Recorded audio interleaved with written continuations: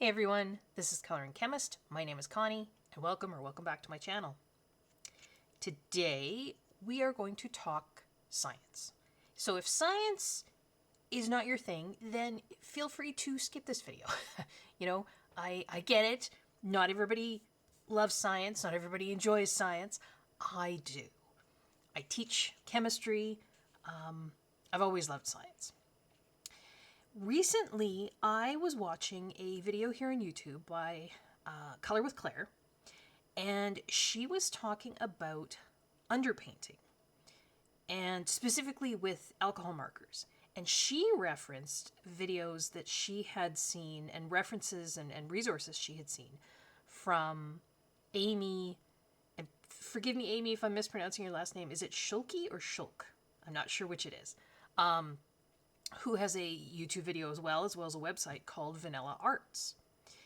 Now, underpainting, for those of you that might not be familiar, and I'm not an artist, so forgive me if I get this incorrect. I believe underpainting originated with oil painting, and it's basically putting down a layer of paint underneath your final layers of paint, and that underpaint layer is meant to, well, it can be meant to do different things, depending on the color of the underpaint that you put down. And so Amy modified this concept of underpainting to use with alcohol marker work. And the specific kind of underpainting that she's doing is, because in oil painting, like I say, I think there are different kinds of underpainting that you can use, just because oil paints have different characteristics than, say, alcohol markers, etc. But Amy's version of underpainting is used quite a lot for shadows. So what she's doing is she's putting down a complementary color. So if we think about, do I have a picture of the color wheel? Do I have a color wheel? Sorry, had to find my color wheel. So a complementary color is one that's across from another color on the color wheel. So yellow is complementary to violet and vice versa. Green, its complement is red, right? Blue, its complement is orange. And so what Amy was talking about was you can use, when you're coloring with alcohol markers and you want to put a shadow in an area, quite often we've been told use a darker version of whatever it is that whatever color you're putting in that area. So, if you're trying to color a leaf green and you want to put a shadow on part of that leaf, use a darker green. But what Amy is saying is that will give a darker area, but underpainting with the complementary color will give a more realistic looking, kind of richer, deeper shadow. So instead of putting darker green where we would want a shadow, put red underneath the green. Now, I'm really simplifying here, and I'm going to link Color with Claire's wonderful video below. I'm also going to link Amy's wonderful channel below. If you really want to learn how to do this, because I am really simplifying here, check out those resources, because those ladies know way more about this than I do. Particularly Amy. She's a professional artist and teacher, has been for, many, many years. She's got incredible resources. But, so as I'm watching this video, and this whole concept of underpainting fascinates me, but Claire made a mention at the end because she was doing some trials, and particularly with, if we go back to the color wheel, yellow and violet are complementary. And so, one of the underpainting, recipes or techniques you can do is if you put some kind of violet underneath, you'll get a darker yellow. And I mean, this kind of seems like magic in a way, right? Because you're thinking, purple's, violet is pretty strong. Wouldn't you just see violet? But depending on Well, and Amy goes into this, she's got all these wonderful, lovely, in fact, she's got on her website a whole bunch of basically recipes for underpainting, and they're all free. I printed them off so I could just have them. They don't come like this, they come individual. I use Canva and I just sort of, put them together so I could print them smaller, 9 to a page. But you can see, well, back here, she's got some underpainting recipes for, yellows.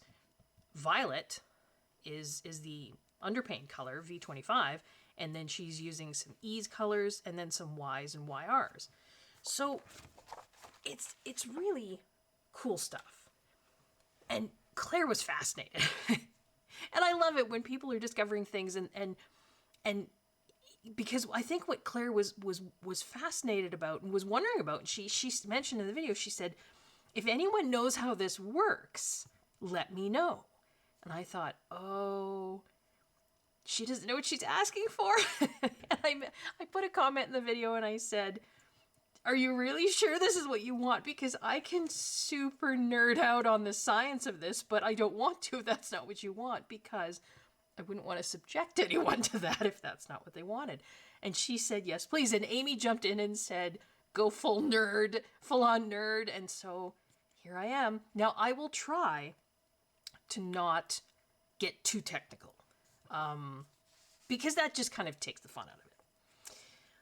So I am here, sorry, that was very long, but I am a very long intro. I am here to give you a sort of very, very simplified, basic explanation of why underpainting works from a science standpoint. So it starts with light. And light, of course, is a type of energy. This is what we call the EM spectrum, the electromagnetic spectrum. This is all the different kinds of energy that, we have here on Earth and in the universe, basically. Some of these words you might recognize, things like X-ray, gamma ray, ultraviolet, there's visible, microwave, radio. All of these things are just kinds of energy. So visible light is just a kind of energy. That's important to understand. Just a quick overview of how we see. Well, light. I mean, that's what we see.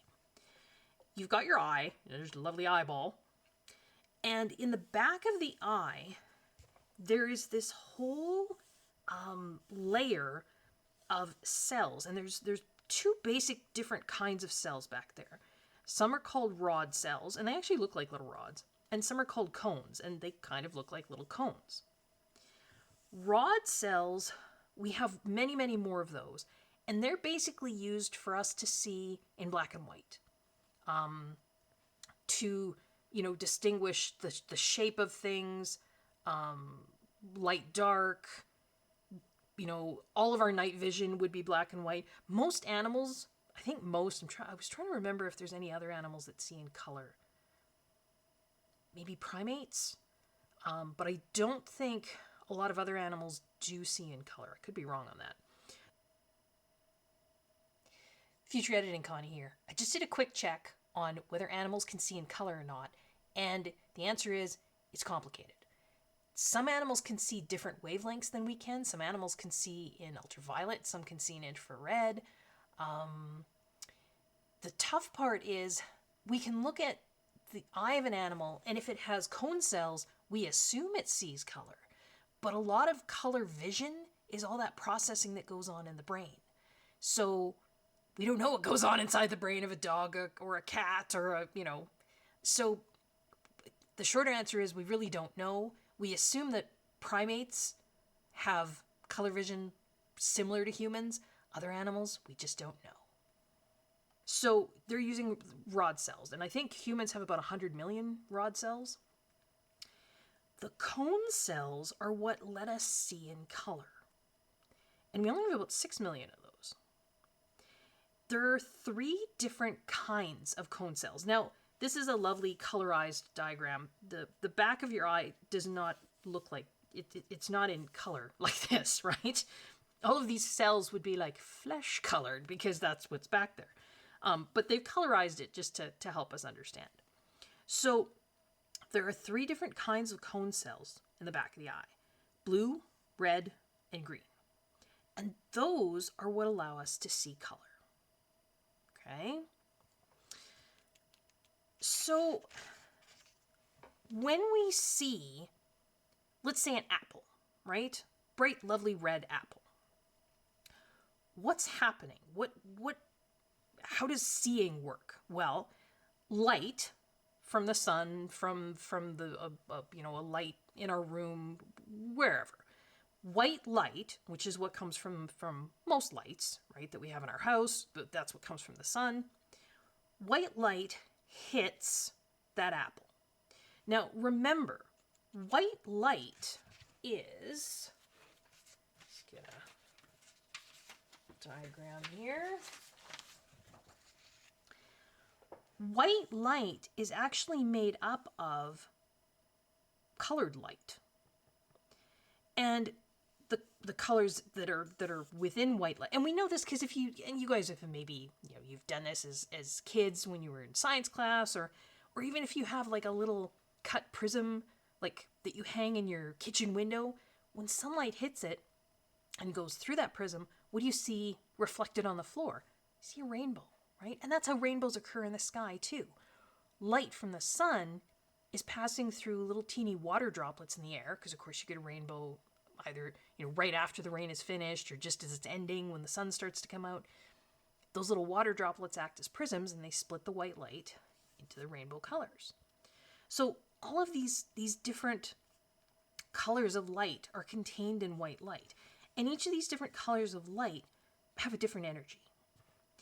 So when you have a lovely red apple, what happens is the white light hits the surface of that apple.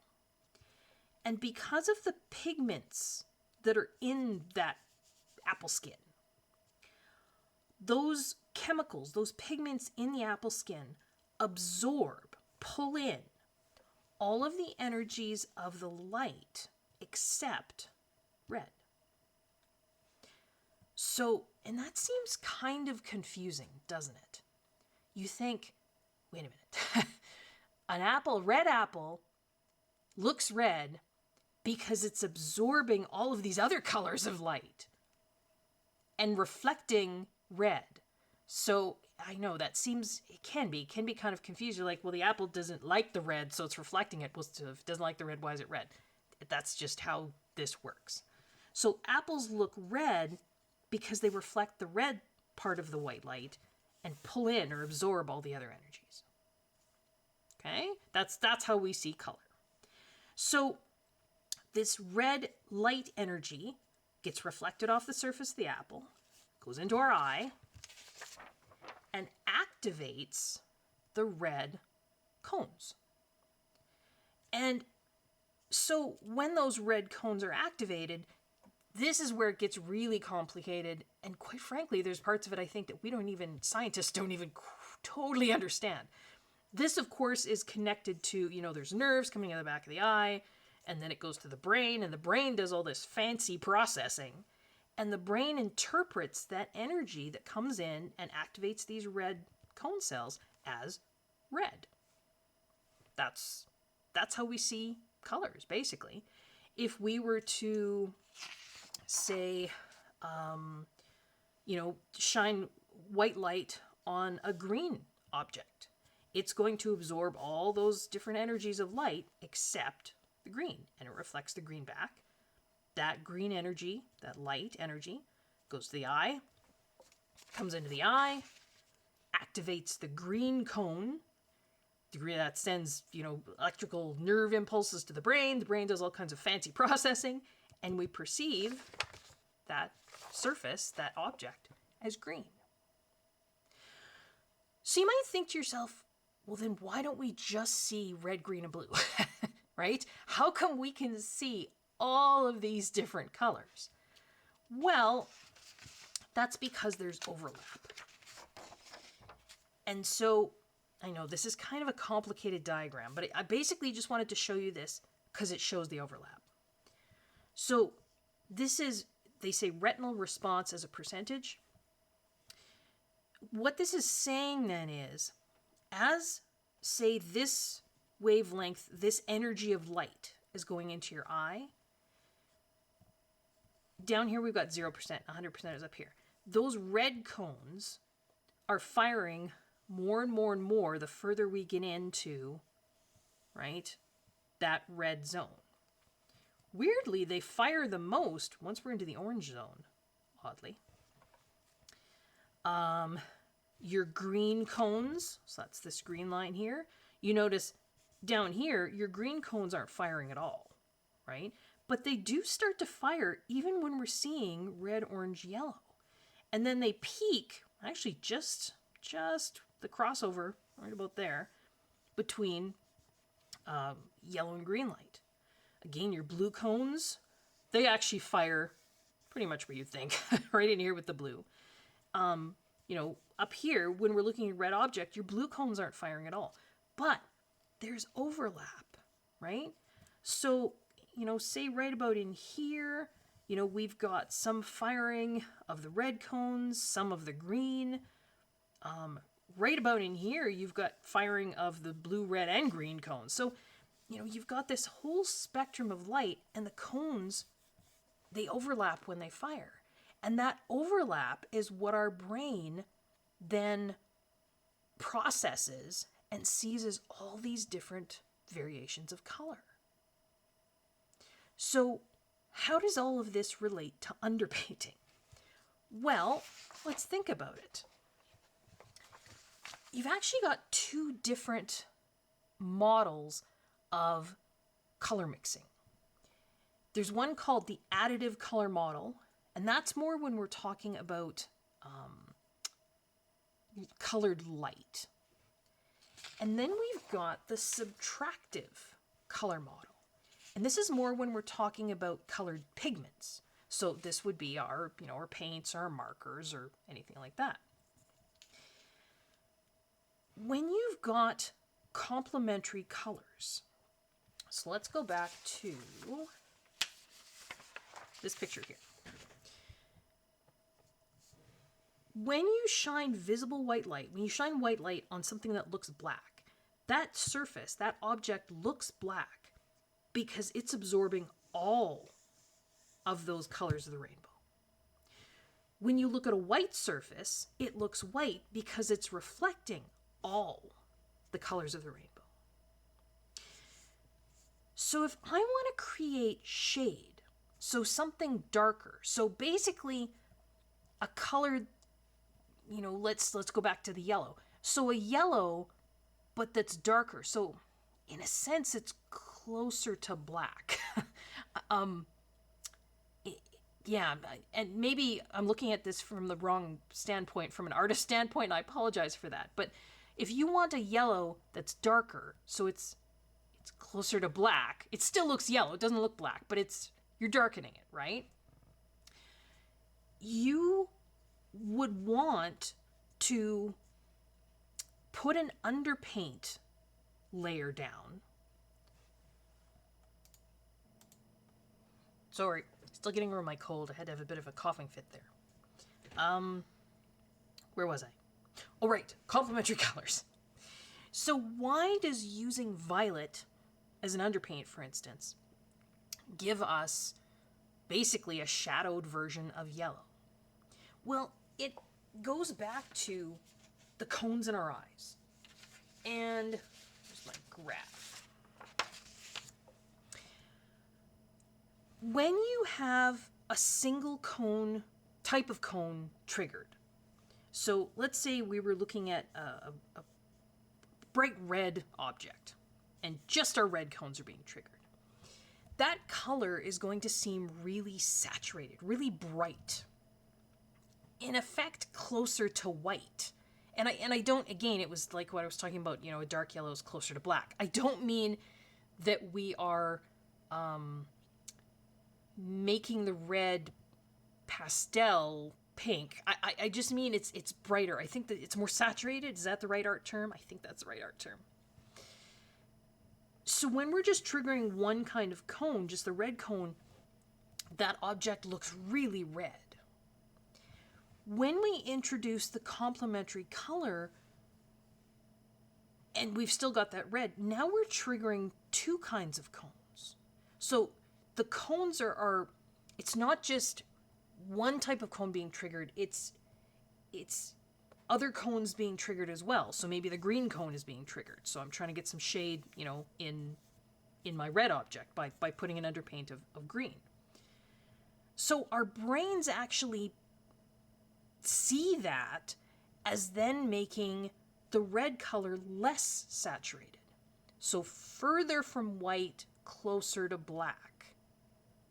Again, I'm not saying, mixing the two makes ultimate black, but it's depending on the, how much of each you're mixing, that's what it's doing. So we're playing with how we are getting those cells in the back of our eye to fire, to trigger, to send signals to our brain, and then, our brain processing things. So if we are going to put this green surface underneath the red, remember, green absorbs red, right? So less of this red light is actually going to be reflected if we put this green underneath. The same thing with any, those opposite complementary colors. You're getting, now I realize we don't have yellow and purple cones. Yellow and purple are going to fall right in these overlap areas. But it's the same kind of idea. When you put a complementary color underneath its complement, you're desaturating the color that's on top, because you're getting more of the cones to fire, and it's this light absorption thing, right? Put that green underneath, green, the pigment green, absorbs red. So by putting it underneath red, you're actually allowing less of the red to be reflected. So if less of the red is being reflected, you're desaturating this, you're giving it shadow, you're giving it shade. It appears darker, closer to black, red. Does that make sense? I hope that makes sense. If I mean, we're talking about colors of light here, you do have yellow and violet as light. So, if I have a yellow surface, so it's reflecting all this yellow, and I have a violet surface reflecting all that violet, if I put the violet underneath, the violet surface actually is going to absorb some of that yellow and then let, less of the yellow be reflected. It's desaturating the color, the yellow color, and that's why it appears darker yellow as opposed to purple. Or violet, because you've put the violet underneath. Underpainting, it's important which goes on top, right? Because particularly when we're talking about pigments are they're physical things, right? It's not like, and this is where color kind of gets confusing, I think, for a lot of people. Colored light is not a physical thing. Light is energy. But pigments are physical things. Even the pigments in alcohol markers, you think, the pigment particles are obviously really tiny. We can't see them, but they're still physical things. So if I put violet underneath and yellow on top, the yellow pigment particles are going to cover up some of those violet pigment particles. So your predominant color is still going to be yellow. It's sitting on top. There's nothing covering up those yellow pigment particles. You see less of the yellow light because the violet, think of it almost like that, maybe. So, the pigment particles in both the yellow and the violet aren't right tight side by side. There's spaces between them. So the violet pigment particles, can shine up through, or can be visible through the gaps in the yellow pigment. And so the yellow is still on top. There's nothing there blocking those yellow pigment particles. But you can still have the violet pigment particles underneath absorbing some of that yellow light. And because it absorbs some of that yellow light, you're still overall getting the sense that what you're looking at is yellow, but it's desaturated. Some of that yellow light has been absorbed, right? Same thing with red and green. Now, if I put, say, well, let's say I had red and green. If I put red on top and green on the bottom, overall, my brain is still going to perceive that color as red, but it's going to be a darker red. It's going to be a desaturated red because that green that's underneath is absorbing some of that red light. If I put green on the top and red underneath, my brain is going to perceive that overall as green because the green is now on the top, but the red still shows through, and so that red is absorbing some of the green light, so that green that's on top is desaturated. It's closer to black. It's darker. Right? So I hope that makes sense. I know this was kind of long to explain, and I hope those of you that enjoy science maybe got something out of it. Claire, I hope this was helpful. Amy, I hope you enjoyed the full-on nerd. So yeah, if you don't enjoy science and you're still here, bravo, good for you. Hopefully my next video will be less about science. If you like what you're seeing, consider liking my video, subscribing to the channel, hitting the notification bell, leaving a comment, letting a friend know that you found a channel that you like. They might like it too. Until next time, everyone, hope everyone is safe, I hope everyone is well, and hope everyone is enjoying the coloring and maybe enjoying a little bit of science. Till later. Bye-bye, folks.